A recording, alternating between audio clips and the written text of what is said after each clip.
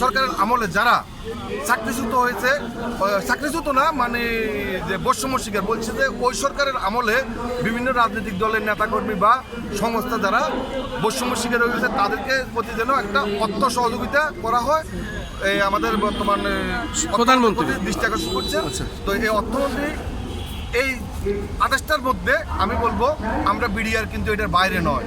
সর্বপ্রথম তৎকালীন ব্রিটিশ সরকার ভারতের ইন্ধনে অতি সুকৌশলে সর্বপ্রথম তাদের ফেরেক মেরেছেন 2009 সালে পিলখানার ঘটনাকে দিয়ে। অতএব আমরা প্রধানমন্ত্রীকে বলবো আমরা এই হত্যাকাণ্ডে জড়িত না। আমাদেরকে যে বৈষম্য করা হয়েছে আপনার যে বক্তব্য ওয়াদা অনুযায়ী সংসদে এই আওতায় যেন আমাদেরকে রেখে আমাদের সকল প্রকার সুযোগ সুবিধা যেন বিরত হয়, এটা আমরা দাবি জানাচ্ছি। ওই ফ্যাসিস্ট সরকারের আমলে মূলত এই বিডিআর হত্যাটা আর শাপলা চত্বরটা ছিল সব থেকে বড়।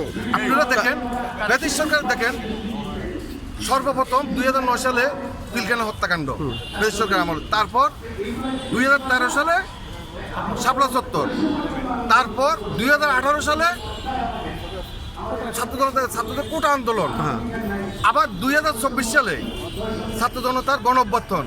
কিন্তু ছাত্র জনতার গণ অভ্যুত্থান এটাও কিন্তু কোর্টে আন্তর্জাতিক অপরাধে গেছে, এবং কি শাপলা চত্বর হত্যাকাণ্ড এটা আন্তর্জাতিক অপরাধে গেছে। কিন্তু কার ইশারায়, কার ইন্ধনে এই মহাপরিকল্পিত হত্যাকাণ্ডর বিচারটা ইয়েতে এটা কি বলে আন্তর্জাতিক অপরাধ যাচ্ছে না, এটা আপনারা খুঁজে বাইর করতে হবে মিডিয়ার মাধ্যমে, এবং এই মামলাটা অতি দ্রুত যেন আন্তর্জাতিক অপরাধে যায়, আন্তর্জাতিক অপরাধ ট্রাইব্যুনালে যায়, এই ব্যাপারে আমরা দাবি জানাচ্ছি।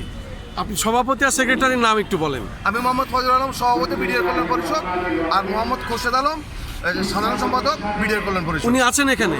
উনি ছিল এই মুহূর্তে বাইরে চলে গেছে। ঠিক আছে, ধন্যবাদ, অনেক অনেক ধন্যবাদ।